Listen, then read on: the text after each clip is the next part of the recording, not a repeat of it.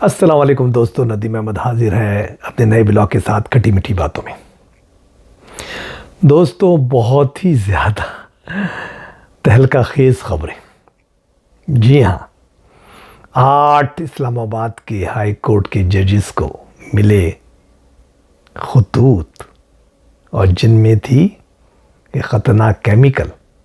किसने भेजा, क्या राज है, कौन सा केमिकल था, कौन कौन से जजेस इन्वॉल्व हैं जिनको भेजा गया, इंकशाफ किसने किया और तहकीकात क्या कह रही हैं, इसके बारे में हम आपको तफसीलन बताएंगे।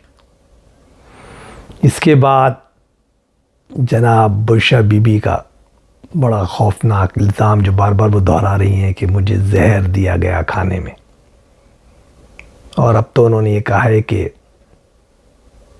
जो टॉयलेट साफ़ करने का जो केमिकल होता है उसके कुछ ड्रॉप्स मेरे खाने में मिला दिए गए। आज वो काफ़ी उन्होंने बातें की हैं साफ़ियों से, क्या बातें की हैं और इमरान खान ने उसके बाद क्या कहा है, ये भी हम आपको बताएंगे।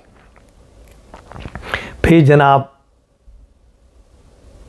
हुक्मरान इत्तेहाद ले उड़ा सारी सीटें सेनेट की, सिंध की, पंजाब की और फेडरल की। बलूचिस्तान में तो पहले ही हो चुके थे पूरे के पूरे बिला मुकाबला मंतखब, और सूबे सरहद में तो इलेक्शन हुआ ही नहीं। उसके बारे में भी आपको बताएंगे कि सोना वाडा है, बहुत बड़ा है डाडा, अरे फैसल वाडा है।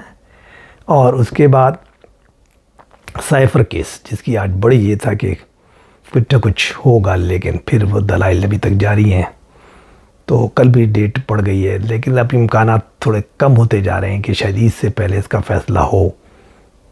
तो वो क्या होने जा रहा है ये भी हम बताएंगे, और इसके अलावा बहुत सारी दीगर ख़बरें। तो दोस्तों, सबसे पहले तो मैं आप लोगों से रिक्वेस्ट करूंगा कि मेरे इस चैनल को सब्सक्राइब कीजिए, बेल के बटन को क्लिक कीजिए, उसके बाद जो ऑप्शन आता है ऑल वीडियोस का, उसको क्लिक कीजिए। इसके बाद आपको अगर पसंद आती हैं हमारी बातें, हमारे तज़िये, तो आप लाइक के बटन को क्लिक कीजिए।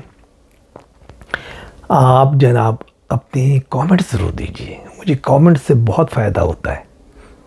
तो वो कमेंट्स हमारे लिए मशअले राह हैं, तो अपने कमेंट्स ज़रूर दीजिए। और साथ में एक और हमारी रिक्वेस्ट आपसे कि अपने दोस्तों को, रिश्तेदारों को, जानने वालों को, अज़ीज़ व अक़रबा को, अहले मोहल्ला को मेरे इस चैनल का लिंक ज़रूर भेजिए। अब हम चलते हैं तफसीलन। तो पहली तो बात अगर करें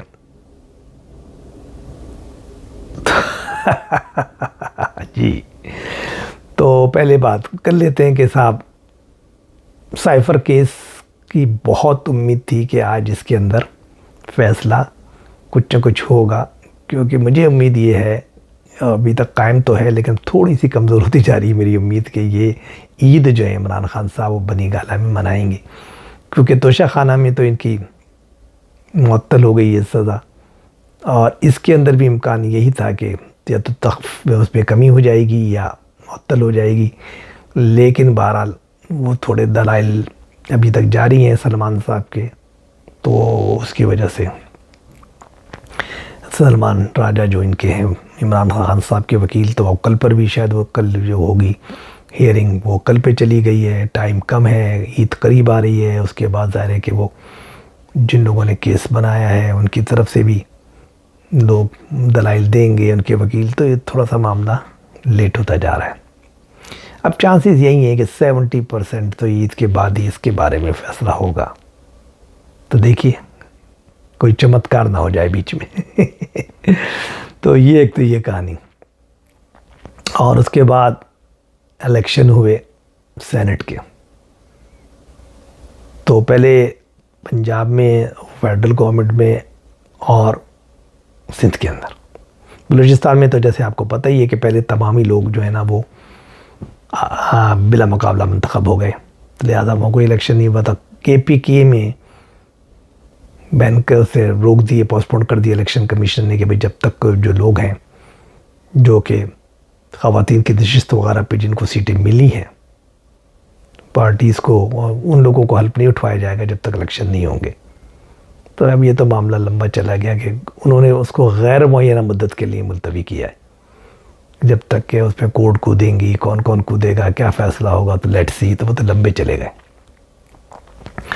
तो मुकाबला हुआ, फेडरल में तमाम की तमाम सीटें जीत ली जनाब हुक्मरान इत्तेहाद ने, और पंजाब में जो 5 सीटें थी वो पूरी की पूरी जीत ली जनाब मुस्लिम लीग नवाज़ ने। और इसी तरीके से सिंध के अंदर 12 सीटें थीं, उसके अंदर से 10 पीस पार्टी ले गई। एक पीस पार्टी ने हिमायत कर दी थी फैसल वाडा साहब को, तो वाडा साहब ले गए। अब उनको पीस पार्टी का कहें, मुक़्तदरा का कहें, किसका कहें, वो जीत गए। बाकी एक जो है वो आमिर चिश्ती साहब, वो MKM के जीत गए। तो एक्चुअली पूरा हुक्मरान इत्तेहाद पूरी की पूरी सीटें ले गया। बहरहाल पंजाब में शायद थोड़ा बहुत चांसेस हो सकता था कि ख़वातीन के शीश पे कुछ इधर उधर हो जाए मामला, लेकिन नहीं हो सका और सुन्नी इत्तेहाद या PTI को सीट नहीं मिल सकी। अब जनाब बुशरा बीबी की गर्मा गर्म बातें। जी, आज जब बुशरा बीबी आई हियरिंग में, तो सीधे जो मैंने कहा ना, जो बना हुआ एक छोटा सा रूम नुमा सा जहाँ तमाम साफ़ी बैठते हैं, परमिशन ही कम को दी जाती है, 8-9 साफ़ी होते हैं, वो उनको इजाज़त है, तो वो वहाँ गई अडियाला जेल में उनके पास। लेकिन उन्होंने एक बड़ी अजीब व गरीब बात की। उन्होंने कहा जी मैं किसी से नहीं बात करूँगी कि सब बेज़मीर हैं, सिर्फ बाज़मीर एक आदमी है और उसका नाम है समी है। तो वो समी साहब जो हैं वो हमारे, उनसे बात करूँगी और किसी से नहीं करूँगी। लेकिन साफ़ियों ने काफ़ी एतराज़ किया, मुतरज़ भी हुए। उन्होंने कहा भाई ये क्या बात है आपकी, एक एक बात तो हम बताते हैं, लिखते हैं जो आप कहती हैं, जो इमरान खान साहब कहते हैं। कोई अगर हमने गलत बात लिखी हो, कोई बात की हुई है, आप उनको बाज़मीर कह रही हैं, हमें बेज़मीर कह रही हैं। हमने कहाँ अपना ज़मीर बेचा है, या तो अब हमें एक्सप्लेन करें। लेकिन बहरहाल जो भी तो बातें की उन्होंने समी साहब से की और किसी से नहीं की, लेकिन दूसरे उसका नोट लेते रहे, जिस पे नाराज़ भी हुई कि आप लोग क्यों मेरी बातें सुन के नोट ले रहे हैं और ये कर रहे हैं, आप तो बेज़मीर हैं। ओह माय गॉड, काफ़ी गुस्से में नज़र आती हैं आजकल वो। बहरहाल जब वो बहस व तकरार कर रही थी साफ़ियों से, तो वो आ गए इमरान खान साहब, उनको हाथ पकड़ के ले गए और उन्होंने फिर साफ़ियों से खुद भी फिर रोस्टर पे भी आके उन्होंने कहा कि इमरान खान साहब ने कहा कि मेरी वाइफ को जहर दिया जा रहा है और इसका ज़िम्मेदार जो है वो चीफ़ ऑफ आर्मी स्टाफ को, मैं मतलब अगर इसको कुछ हुआ तो उसका मुजरिम और मुलजिम chief of army staff Asim Munir साहब होंगे। तो बुशरा बीबी ने क्या बातें की, उन्होंने भी ये कहा कि साहब मुझे जहर मिला के दिया जा रहा है, मेरे जो है खाने के अंदर कुछ कतरे मिला दिए गए, उसके जो वॉशरूम साफ़ करने का केमिकल होता है, टॉयलेट साफ़ करने का, और मेरी तबीयत बिगड़ गई। तो लोगों ने पूछा भाई तबीयत क्या बिगड़ी, क्या साहब मेरी आंखों में सूजिश हो गई और मेरे दांतों में हो गया मसला और ये हो गया, तो गले में सॉरी हो गया। तो बहरहाल अब ये बातें थी कि वो मुझे जो मारा जा रहा है, हमारे साथ बहुत बुरा सलूक किया जा रहा है, जहर दिया जा रहा है, बड़े संगीन इल्ज़ाम और डायरेक्ट नाम दे के कि आसिम मुनीर साहब ये कर रहे हैं। मैंने कहा था ना काफ़ी वो आजकल गुस्से में भी हैं और बहुत ज़्यादा वो हैं। तो ये उन्होंने बातें की। इसके अलावा भी कुछ दीगर बातें, बहुत ज़्यादा बातें नहीं थी इनकी, मोस्टली बातें इसी पे थी कि साहब हमारे साथ जुल्म हो रहा है। बाकी हाँ उन्होंने कहा कि ठीक है वहाँ पे मुझे रखा हुआ है, पहले सारी खिड़कियाँ बंद रखी गई थी बनी गाला में, लेकिन अब खिड़कियाँ खोलने की कुछ इजाज़त मिल गई है कुछ टाइम के लिए, मुझे खैर वहाँ इतनी और तकलीफ़ नहीं है रहने के लिए। ये बातें तो की उन्होंने, लेकिन जो मेजर उनका ये था कि मुझे जहर दिया जा रहा है, मेरे साथ अच्छा सलूक नहीं हो रहा, मुझे स्लो पॉइजनिंग की जा रही है। ये पहले से वो काफ़ी कहा जाए कि तकरीबन 15-20 दिन 1 महीने से वो इस बात के दोहरा रही हैं। फिर इमरान साहब भी ले गए उनको, जब साफ़ियों से काफ़ी इनकी तकरार हुई, फिर उन्होंने साफ़ियों से कहा कि नहीं ऐसी बात नहीं है, वो थोड़ी सी परेशान है। तो इसलिए उन्होंने ऐसी बात कर दी, वरना थे हमारे लिए तो सभी काबिल एहतराम हैं आप लोग। क्योंकि लोगों ने कहा भाई हम आपके सारे जो भी बयान देते हैं, आप टीवी भी पढ़ते हैं, अखबार भी पढ़ते हैं, तो कौन सी बात हम गलत लिख रहे हैं? जो भी आप कहते हैं हम उसको बाकायदा वही लिखते हैं जो आप कहते हैं। तो हमने तो कभी कोई गलत की बात नहीं लिखी, तो हमें बेज़मीर क्यों कहा जा रहा है? बात तो मेरे को तजाद भी था। लोगों ने कहा पहले तो आपने कहा कि खाने में कोई शहद में मिला के दिया गया था जहर, अभी आप कह रही हैं कि ये खाने में मिला दिया। तो उन्होंने कहा नहीं वो मुझे इतना क्लियर नहीं है। फिर उससे पूछा भी गया कि क्या है इसकी रिपोर्ट, आपको कैसे, क्योंकि तजज़िये आपने कोई डॉक्टर से मायना कराया? क्या कहना मेरे पास सबूत तो कुछ नहीं है, लेकिन मेरी तबीयत ख़राब हुई। पहले तो इन्होंने कहा था कि शायद मेरे पेट के अंदर बड़ी गड़बड़ हो गई है और ये हो गया है वो हो गया है। दोबारा अल्लाह ताला माफ़ करे, ऐसा नहीं होना चाहिए। अगर हो रहा है बहुत ही जुल्म की बात है, लेकिन मेरा ख्याल है कि इतने हुक्मरान इतने पागल भी नहीं है कि वो ये करेंगे जब वो डायरेक्टली इन्वॉल्व हो जाए। ये लोग भी करते हैं तो बड़े इस तरीके से करते हैं कि पता भी ना लगे, रिंद के रिंद रहे और जन्नत भी हाथ से ना गई। तो ये तो थी बुशरा बीबी की बातें, बहुत बड़े इल्ज़ामात। और अब हम आते हैं वो जो धमाका खेज़ खबर है कि जनाब आमिर जो क्या है फारूक साहब जो हैं, जो उसके हेड हैं इस्लामाबाद हाई कोर्ट के, वो उन्होंने जब हियरिंग शुरू हुई साइफ़र केस की तो उन्होंने इंकशाफ किया कि आपको पता नहीं हम किन हालात से गुजर रहे हैं। आज भी 8 जजों के साथ जो है ना वो हुआ है कि एक लिफाफे मिले, और वो लिफाफों को जब खोला गया एक लिफाफे को, तो उसके अंदर तो केमिकल एंथ्रैक्स जो एक ख़तरनाक मादा होता है, केमिकल होता है, वो उस पाउडर की शेप में वो उसमें था। और उसमें ख़तरनाक वो जो खोपड़ी बनी होती है और क्रॉस करके 2 हड्डियाँ बनी होती है, उस टाइप का एक शक्ल की वो भी थी, उसमें इमेज पड़ा हुआ था। और ये था और वो था, और हमारे साथ ही हो रहा है, 8 जजों को ये मिला है और ये है वो है। तो फिर बहरहाल लोगों ने तहकीकात की, मालूम किया कि क्या हुआ, तो पता ये लगा कि हाँ भाई कोई खातून है रेशम नाम की, यह है वो वक़ार हुसैन की, एड्रेस उनका लिखा हुआ नहीं है। 25 मार्च को उन्होंने इसको भेजा और फिर वो होता होता इन लोगों के पास पहुंचा।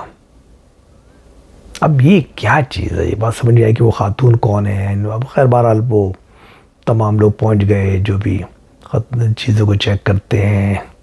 उन्होंने जाके जो बम वगैरह को चेक करने वाली टीमें आती हैं वो भी आ गई, दूसरी भी आ गई, पूरे उसकी तलाशी ली गई कि कहीं कोई बम शम तो नहीं है, कोई और मसला तो नहीं है। फिर इसको केमिकल को चेक किया गया, एग्ज़ाम किया गया, क्या है ये एंथ्रैक्स है। फिर और चीज़ें चेक की गई। फिर भेजने वाले का तो एड्रेस नहीं था, उस पर सिर्फ नाम लिखा हुआ था रेशम ज़ौजा वक़ार हुसैन। अब इस पर तहकीकात हो रही हैं, ज़ाहिर सी बात है कि मालूम किया जाएगा कि कहाँ से पोस्ट हुआ, कैसे हुआ, कहाँ से चला, किन किन पोस्ट ऑफिस की स्टैंपें लगी हुई हैं, तो इससे पता लग जाएगा कि भाई यहाँ पे पहले डाला गया था, वहाँ से फिर वो। अब कौन लोग हैं इनके पीछे, क्या है, ये तो तहकीकात के बाद ही पता लगेगा। और इसका मकसद क्या है, क्योंकि देखिए पहले 6 जजेस ने ख़त लिखा है, उस पर बड़ी गर्मा गर्मी चल रही है। और उसके बाद वो भी एजेंसीज़ के ख़िलाफ़ था, गवर्नमेंट के एजेंसीज़ को शेल्टर दे रही थी, गवर्नमेंट ने कोशिश की दबाने की। उन्होंने जनाब एक किसी तरीके से फ़ाइज़ ईसा साहब को मना लिया कि भाई इसको जो है ना हमें वो बनाने दें कमीशन। उन्होंने एक इंक्वायरी कमीशन बनाया, उसका हेड जनाब उनको बनाया तसद्दुक़ हुसैन जिलानी साहब को। जिलानी साहब जो है बन तो गए, लेकिन बाद में उन पर बहुत दबाव आया। पीटीआई के बड़े सीनियर वकला और दूसरे सीनियर वकला उनसे मिले, ये किया, उनके बेटे ने उनको समझाया। साकिब जिलानी जो साहब वो भी अच्छे बड़े वकील हैं, वो घबरा गए। उन्होंने कहा यार खामा मैं इस्तेमाल ना हो जाऊं, ये तो बड़ा ख़तरनाक मामला है ये। तो उन्होंने अपने आप को विड्रॉ कर लिया। जब वो आप वहाँ से निकल गए कि बेहतर दस्तबरदार हो गए कि मैं इसका हेड नहीं बनना चाहता, तो मामला गड़बड़ हो गया। फिर ज़ाहिर है कि कोई हल ऑप्शन नहीं था कि चीफ जस्टिस साहब ने फिर उसको फौरी तौर पर जो है खुद नोटिस ले लिया आर्टिकल 184(3) के तहत। और उसके बाद उन्होंने कल से हियरिंग का आगाज़ हो रहा है उसका। उसमें 7 जजेस के एक बेंच तश्कील दे दिया गया, और वो बेंच जो है वो अपनी कार्रवाई का आगाज़ करेगा कल से। तो ज़ाहिर है कि उसमें अब क्या होगा, बेंच के अंदर भी बड़ी एतराज़ात उठ गए कि फुल बेंच होना चाहिए था, 7 रुकनी क्यों बना। उसमें वो लोग नहीं हैं जो कि प्रो इमरान ग्रुप कहलाता है या बंदियाल ग्रुप कहलाता है, जिसमें मुनीब अख्तर साहब हैं, हैं, आयशा मलिक है, शाहिद वहीद शाहिद साहब हैं, तो बहुत सारे लोग जो उसमें मिसिंग हैं उसमें। तो अब इनका कहना ये है चीफ जस्टिस साहब का कि मैंने तो उनको बनाया जो कि अवेलेबल थे इस्लामाबाद में, बाकी लोगों की तो ड्यूटियाँ किसी के कराची में बेंच के हैं वो तो कराची में कर रहे हैं हियरिंग, किसी के लाहौर बेंचों में लगी हुई तो वो लग रहे हैं, तो जो यहाँ थे मैंने सबको लगा दिया। 12 तो अब उसका होगा, और उसके अंदर अब सारे के तो उसकी उस पर एतराज़ आते हैं PTI के भी और बहुत सारे वकला के भी, तंजीमों के और इनके कि नहीं भाई फुल बेंच होना चाहिए था, फुल कोर्ट बेंच बनना चाहिए था। दूसरे नंबर पे तो इसकी लाइव दिखाया जाए, पता नहीं लाइव दिखाया जाता है नहीं जाता, ताकि वो लाइव पब्लिक को पता लगे कि क्या हो रहा है। अब उसमें किस तरह हियरिंग होती है, क्या बात होती है, जजेस को बुलाया जाता है नहीं जाता, बाकी एजेंसीज के लोगों को बुलाया जाता है नहीं जाता, फिर ज़ाहिर है कि उसकी साख का सवाल है, क्योंकि वो कहते हैं ना कि पर्दे के पीछे जो हो रहा है आज तक 70 साल से हो रहा है तो होने दो, सामने नहीं आना चाहिए। सामने आएगा तो चेहरा खुल जाएगा, भेद खुल जाएगा, पर्दा उठ जाएगा। पीछे हो रहा है होने दो, आगे पवित्र बने रहो। तो वो तो ये चाहते थे, अभी खुलने का बाद ये होता है कि वो जो भी जजेस हैं उनकी साख पर और अदलिया की साख पे सवाल आ गया। सवाल तो पहले भी आता था लेकिन प्रूफ नहीं होता था, लेकिन जब खुद ही कहते हैं कि साहब हमें तो बंदूक की नोक पे फैसले कराए जा रहे हैं, तो सारे है कि मामला लोगों का उन फैसलों से एतबार उड़ जाता है। एतबार तो पहले भी कभी नहीं था, लेकिन कुछ लोग फिर भी कहते नहीं जी अदालत ने फैसला किया जी फला किया, लेकिन अब ये है कि बड़ा मुश्किल हो जाएगा लोगों को डिफेंड करना। तो ये बातें इसलिए मुझे पता नहीं कि उसके बाद क्या सूरत हाल होगी, लेकिन बहरहाल नज़र ये आता है कि उसको कुछ इस तरीके से कहा जाएगा कि तंबीह वगैरह इशू कर दी जाएगी, और ये कहा जाएगा कि आइंदा अगर ऐसा वाक़ा हो तो आपको ऐसे करने हैं, कुछ उसके रूल्स बना दिए जाएंगे, फ्रेम कर दिए जाएंगे कि जजेस फौरी तौर पे कैसे उनको रिपोर्ट करना है, कैसे करना है, अगर FIR कटवानी है तो FIR कैसे कटवानी है, क्या करना है। उसके लिए हो सकता है कि वो कोई कैसे छोटा मोटा वो बना दें अपने अंदर एडमिनिस्ट्रेशन साइट पे कि रिपोर्ट करने का ये है, यहाँ पे आपको रिपोर्ट करना है, ये हमने कमेटी बना दी है वो टेक केयर करेगी इन चीज़ों को, ये होगा वो होगा। कोई सख्त तंबीह भी जारी कर दी जाए खुफिया एजेंसीज़ को और उनके मुतलका जो हुक्काम हैं या उनके हेड हैं उनको। तो ये चीज़ें जो नज़र आती हैं कि ये होगा। बहरहाल पाकिस्तान में यार यही होता है, बातें उठती हैं, कहते हैं वो केतली में जब भाप आती है तो ढक्कन हवा में लहराता है, भाप निकल जाती है ढक्कन बैठ जाता है भाप को निकलने दो। तो ये कहानी है। अब फिर उसके बाद देखना पड़ेगा कि वो अब ये सारे जो फैसले होंगे ना उसका ताल्लुक हुआ है कि जो प्रो इमरान ग्रुप जो मौजूद है फ़ौज के अंदर वो क्या करता है तो उसका खेल है सारा। तो जब वो अगर कितनी सपोर्ट दिखाता है, फिर फाइनेंस सर जो बड़े बैठे हैं मलिक रियाज वगैरह वो कितनी फंडिंग करते हैं, बाहर से कितनी फंडिंग आती है, क्या सपोर्ट मिलती है, कितनी लोगों को रोडों पर लेकर आती है, PTI क्या सीधा लोगों के जज्बात, जो सारे लोग हैं तो परेशान, वो बेचारे महंगाई बढ़ गई है, रोज़गार है नहीं, बुरी हालत है, दिन ब दिन महंगाई का तूफ़ान है कि उनकी ज़िंदगी को अजीरन कर रहा है। तो वो लोग तो उनको रोड पे आप कैसे लाते हैं, जज्बात को अपने हक़ में कैसे इस्तेमाल करते हैं, दम मस्क अंदर कैसे होती है ईद के बाद। तो दोस्तों ईद का इंतज़ार फरमाइए और फिर देखिए कि होता क्या है। जब तक के लिए मुझे इजाज़त दीजिए और फिर इंशाल्लाह आपसे बात होगी कल। अल्लाह हाफ़िज़।